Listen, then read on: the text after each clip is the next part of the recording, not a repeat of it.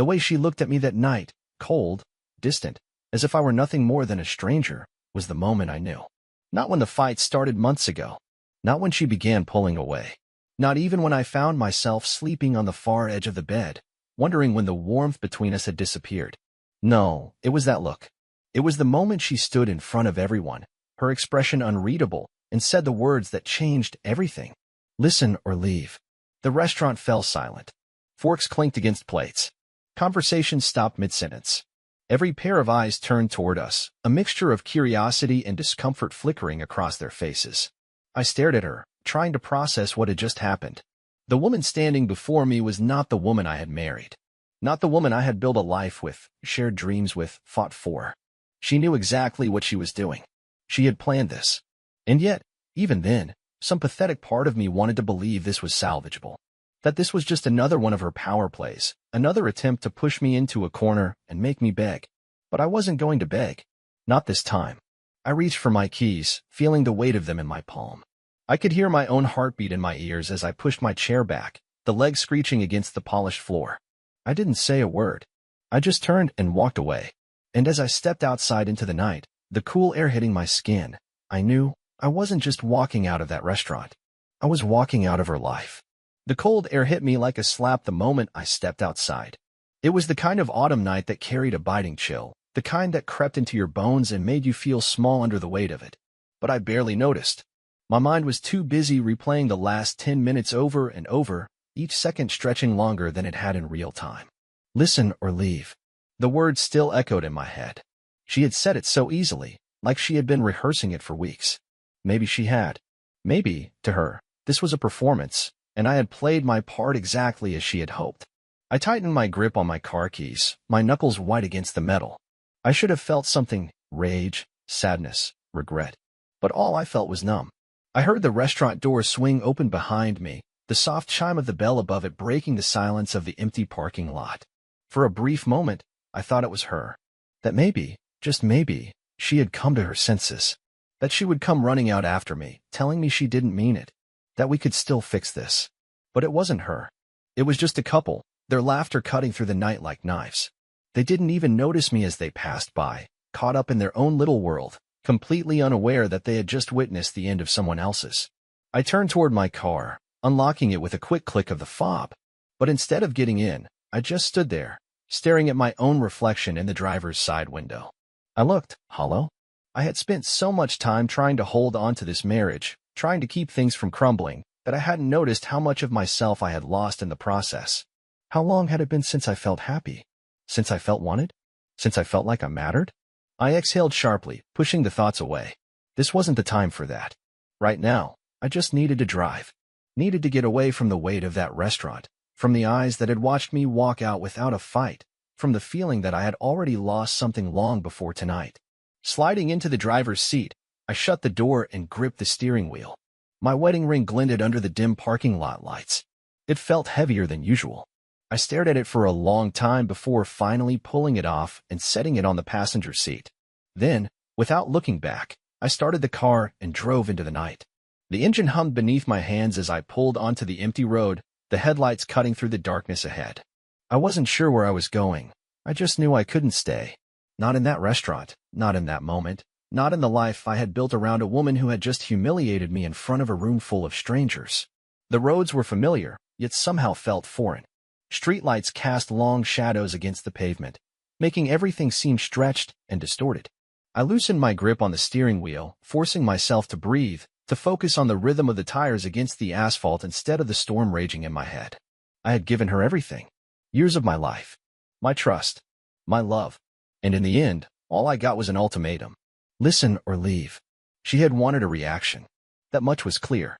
Maybe she had expected me to argue, to fight, to plead with her in front of everyone. Maybe she had wanted to paint me as the unreasonable one, the one who couldn't handle the truth.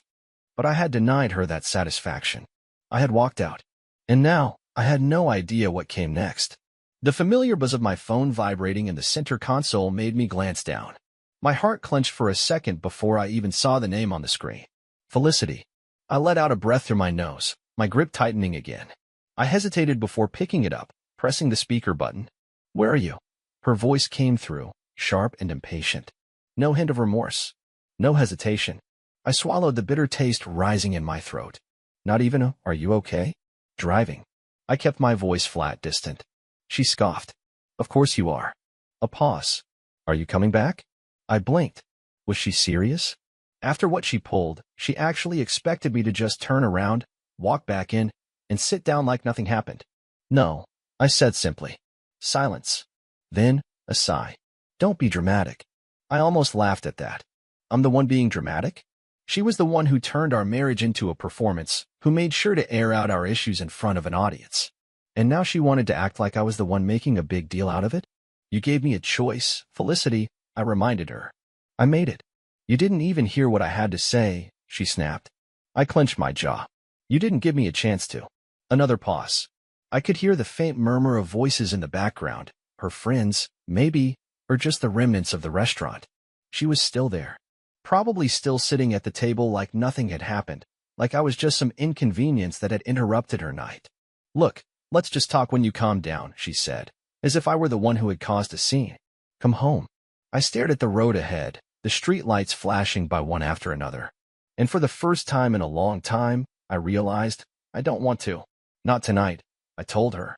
She was quiet for a few seconds, then I heard the sharp exhale through her nose. "Fine," she muttered. "Suit yourself." Then the call ended. I let out a breath, setting the phone back down. The road stretched on ahead of me, dark and open. And for the first time in years, I had no obligations, no expectations. Just the choice to keep driving. I kept driving, the road stretching ahead of me like a blank page. There was no destination in my mind, just the need to move, to keep putting distance between myself and the mess I had left behind. The world outside the car felt eerily still. The streets were mostly empty, the glow of streetlights casting long, warped shadows across the pavement. The occasional pair of headlights passed me, but for the most part, it was just me, the engine's hum, and the thoughts clawing at the inside of my skull. Felicity's voice still rang in my head. The way she had dismissed me. The way she had scoffed when I told her I wasn't coming back. "You're being dramatic." "No, Felicity. You're being delusional." Did she really think this was something we could just sweep under the rug? That I would come back home, sit across from her in the kitchen, and pretend she hadn't humiliated me in front of a room full of people? That she hadn't reduced our entire marriage to a public spectacle? It wasn't just about the ultimatum. It was everything that had come before it, the subtle shifts in her behavior, the way she had been treating me differently for months.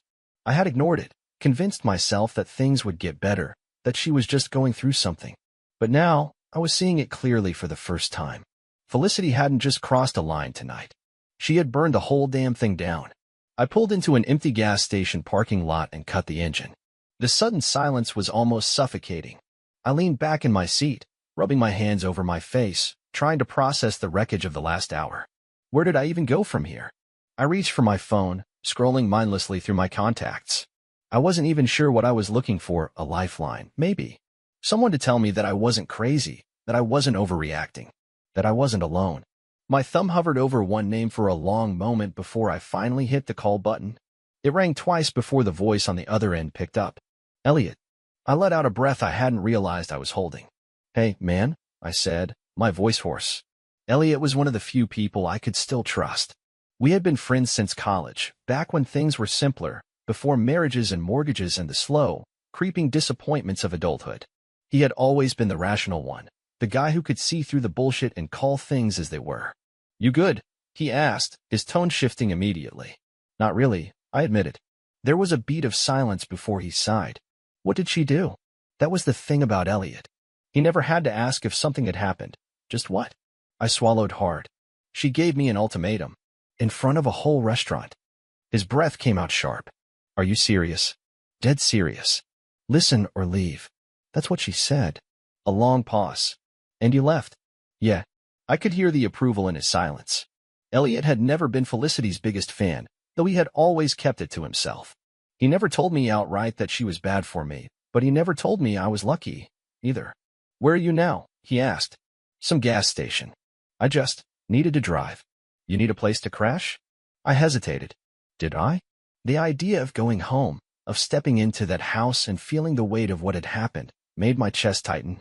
"Yeah," I said finally. "That'd be good. Come over. I'll be up." I ended the call, gripping the steering wheel for a moment before starting the engine again. And as I pulled back onto the road, I realized something. I wasn't just avoiding home. I was avoiding her. The drive to Elliot's place felt longer than it should have. Maybe it was the weight of the night pressing down on me, or maybe it was because, for the first time in years, I had nowhere I had to be. I didn't belong to that house anymore. I didn't belong to Felicity anymore. That realization should have felt freeing, but all it did was leave a hollow ache in my chest. When I pulled into Elliot's driveway, the porch light was already on. His house had always been the opposite of mine, not just in size, but in the way it felt. It was lived in, warm. Pictures on the walls, an old couch he refused to get rid of, shelves stacked with books and records. A place that actually felt like home. The front door opened before I even knocked. Elliot stood there in his sweatpants and an old college hoodie, his expression unreadable. He didn't say anything, just stepped aside to let me in. I walked past him, the familiar scent of coffee and old paper filling my lungs.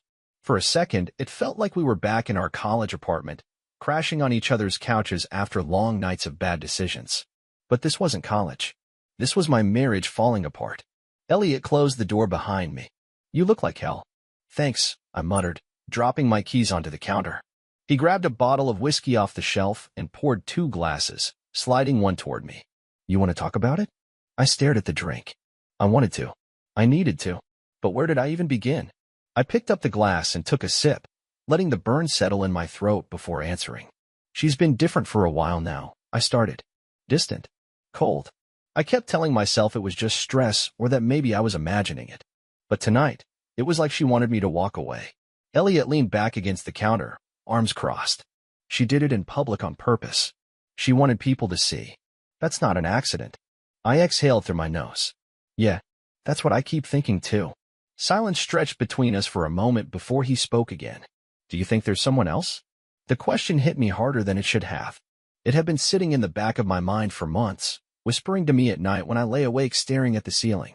I took another sip of whiskey before setting the glass down. "I don't know." Elliot didn't press, but the look in his eyes told me he had already made up his own mind. I ran a hand through my hair, feeling the exhaustion settle deep in my bones. "I just don't get it, man. We used to be happy. I used to make her laugh. And now I can't even recognize her." Elliot sighed. "People change. Sometimes they just don't change with you." I hated how much sense that made. "You staying here tonight?" he asked, changing the subject. "Yeah," I said. "Good. You need sleep. We'll figure out the rest later." He clapped a hand on my shoulder before grabbing a spare blanket from the hall closet and tossing it onto the couch. "For what it's worth," he said as he turned to head to his room, "I'm proud of you for leaving." I nodded, not trusting myself to say anything. And for the first time in a long time, I let myself breathe. I woke up to the sound of birds chirping outside the window and the faint smell of coffee drifting through the house. For a moment, I forgot where I was.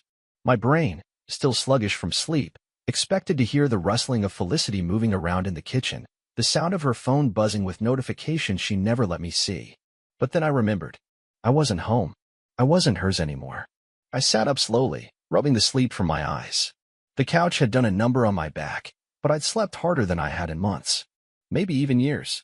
There was something about knowing I didn't have to wake up and pretend anymore, pretend that everything was fine, pretend that Felicity and I were just going through a rough patch instead of spiraling toward the inevitable.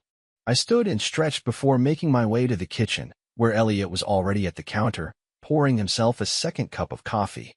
He looked up when he saw me and wordlessly slid a mug across the counter. "You look like you got hit by a truck," he said, taking a sip. "I feel like I got hit by a truck," I muttered, picking up the coffee and leaning against the counter. For a moment, neither of us spoke. There was something comforting about the quiet, no tension, no need to force a conversation. Just 2 old friends existing in the same space. Finally, Elliot broke the silence. "You check your phone yet?" I tensed. No, I hadn't even thought about it. I reached for my pocket and pulled it out, my stomach twisting as I unlocked the screen. Sure enough, there were missed calls and texts from Felicity. A lot of them. Some were short and clipped. "Felicity, you need to come home." "Felicity, are you seriously ignoring me?" "Felicity, we need to talk." Then, as the night dragged on, they shifted. "Felicity, I can't believe you just left like that." "Felicity, do you even care?" "Felicity, you're being selfish." I clenched my jaw. There it was, the same manipulation, The same twisted way of making everything my fault. She had humiliated me, she had pushed me away, and yet somehow, I was the one being selfish? Elliot must have seen the look on my face because he raised an eyebrow. That bad. I exhaled sharply. Same old Felicity. I scrolled further down. The messages had taken another turn in the early morning hours. Felicity, I didn't mean for things to get like this. Felicity, we should talk. Just us. No fighting. And then, the last one, sent barely 30 minutes ago. Felicity, I'm sorry. I stared at the message, something dark and unreadable curling in my chest. She wants me to come home, I said. Elliot scoffed. Of course she does. She didn't get the reaction she wanted last night. Now she's trying a different approach. I frowned. You think she's just playing games? Elliot leaned against the counter, crossing his arms. Look, man, I don't know what's going on in her head. But I do know that someone who truly cares about you doesn't humiliate you in public just to see how you'll react. And they definitely don't wait until after you leave to start apologizing. I let his words sink in, staring at my phone. Was she really sorry? Or was this just another way to control the situation? The thing was, part of me wanted to believe her. I wanted to believe that last night had been a mistake, that she hadn't meant to push me away like that. That maybe, just maybe, this was the wake-up call she needed.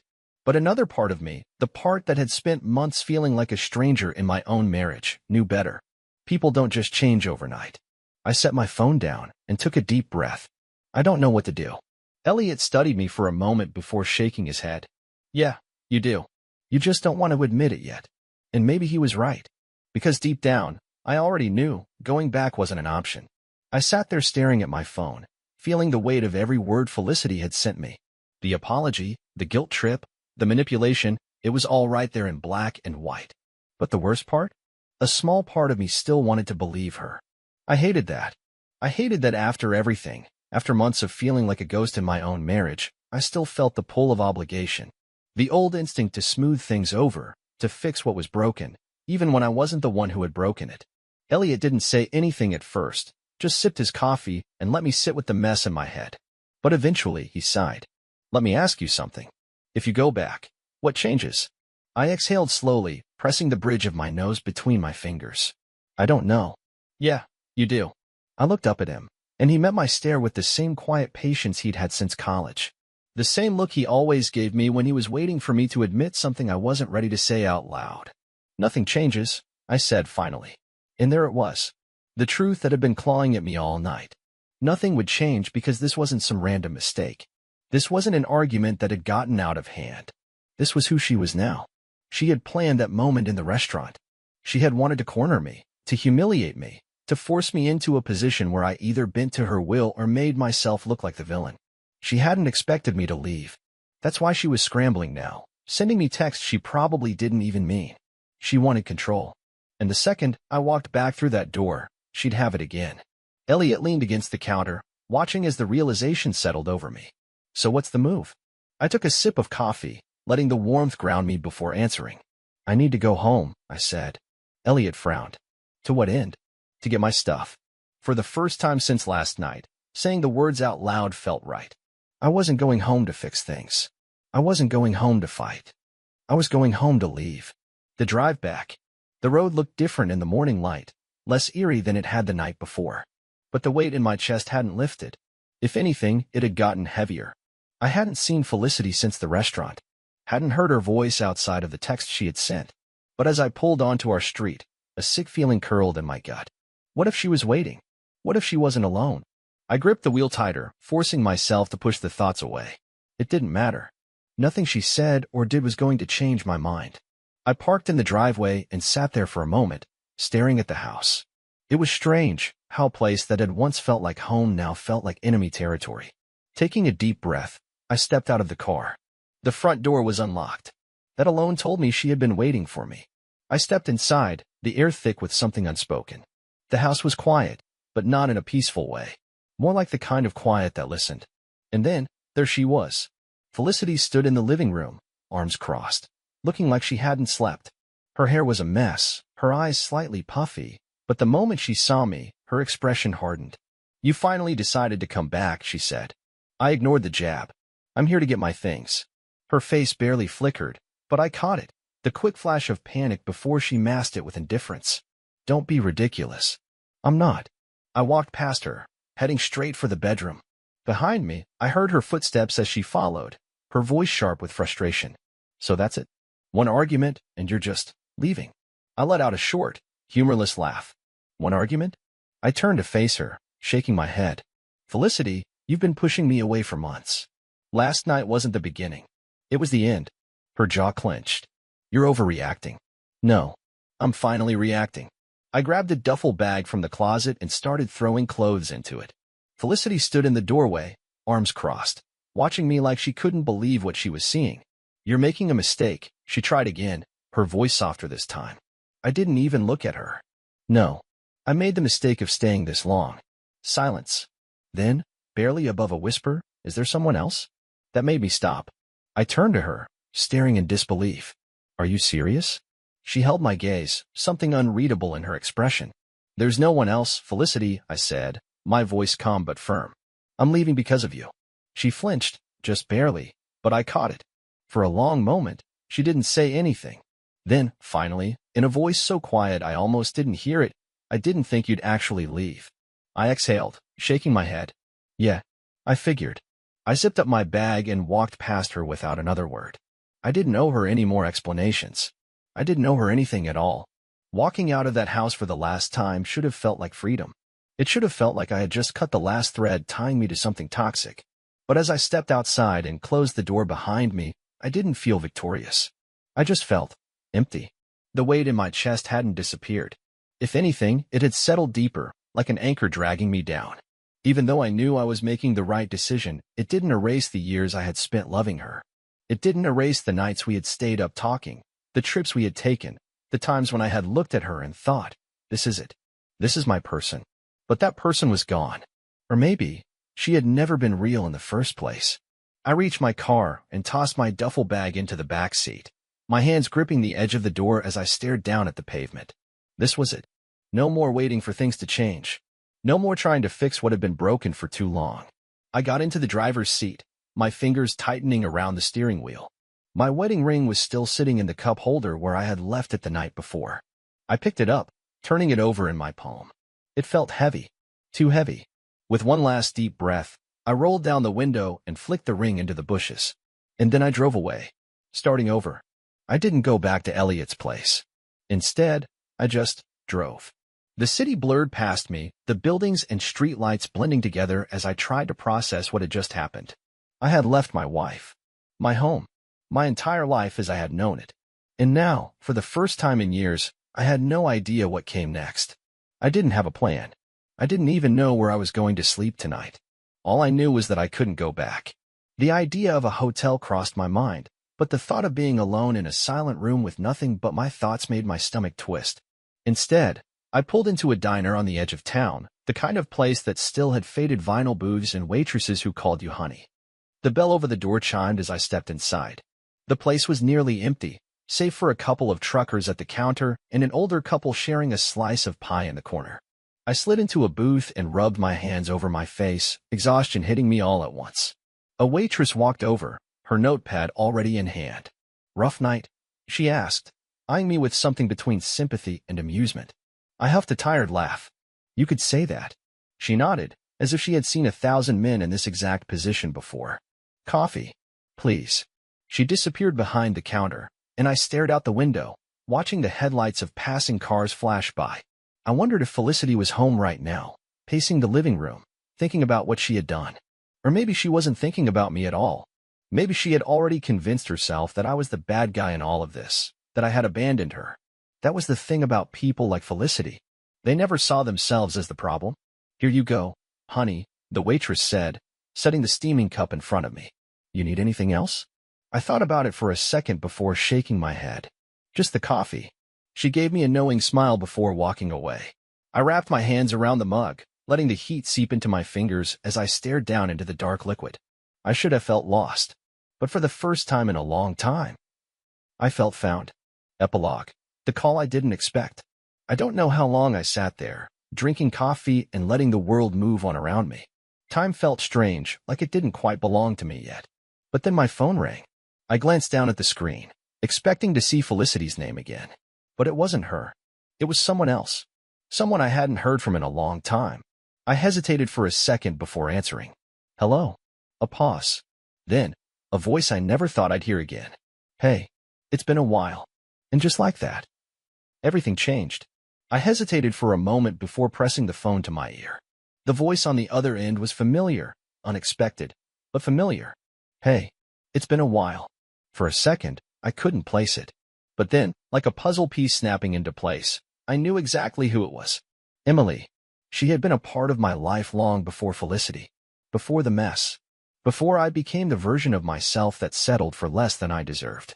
We had lost touch years ago. Life had pulled us in different directions, as it often does. But now, here she was, calling me out of nowhere, as if the universe had decided I needed a reminder that life wasn't over. Emily, I said, still processing the moment. Wow. Yeah, it's been a while. She let out a soft chuckle. I wasn't sure if you'd still have the same number. I wasn't sure anyone still remembered it. She paused, then her tone softened. Elliot told me what happened. Of course, Elliot. He had always been the type to pull strings behind the scenes, making sure the people he cared about didn't fall apart in isolation. Yeah, I exhaled, rubbing my temple. It's been a hell of a 24 hours. I figured. That's why I called. There was something comforting about her voice. It wasn't laced with pity, just understanding. She wasn't trying to fix me, just letting me know that I wasn't alone. I appreciate it, I said, meaning it more than I expected. A brief silence hung between us, but it wasn't awkward. It was the kind of silence that only existed between people who didn't need to fill every second with words. Then she said something I didn't expect. Come see me. I blinked. What? I'm serious. You've been driving all night anyway, right? Come crash here for a bit. Get some space. Clear your head. I opened my mouth to argue, to say it was too soon, that I wasn't sure what I was even doing yet. But then I stopped myself. What was I holding on to? The life I had left behind? The house that wasn't a home anymore? The woman who had made me feel like I wasn't enough for months? Emily was offering me something Felicity never did. A choice. A real one. Where are you these days? I asked. About 3 hours south. Not too far. And I make a mean cup of coffee, in case that helps. I laughed, an actual, real laugh, the kind that I hadn't felt in a long time. That does help. She chuckled. Then what are you waiting for? I glanced at my reflection in the diner window. The tired eyes. The weight I had been carrying for months. And then, for the first time in a long time, I felt light. I'm on my way. I hung up, tossed some cash on the counter, and stepped outside. The sun was rising, painting the sky in soft oranges and purples. And as I slid into my car and started the engine, I realized something. I wasn't escaping anymore. I was moving forward. And this time, I was choosing myself.